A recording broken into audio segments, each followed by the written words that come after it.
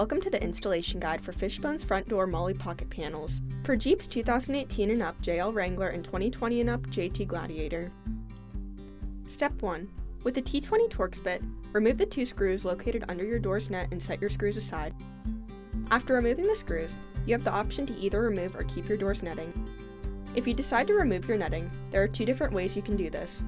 For a non-destructive removal of your netting, pry out the panel and release the elastic band from the slot retaining it. We used a screwdriver with tape on the end. Then, take a pair of pliers or something to pry with and gently remove the net from around the trim of your door.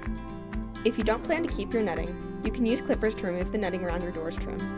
This option allows you to leave the elastic band. Step 2. Take your MOLLE pocket panel and slide it behind the trim on your door. Once in place, take your 2 hold-down brackets and hook them into the slots on the bottom of your MOLLE pocket panel. The holes on your brackets should line up where the factory screw is installed.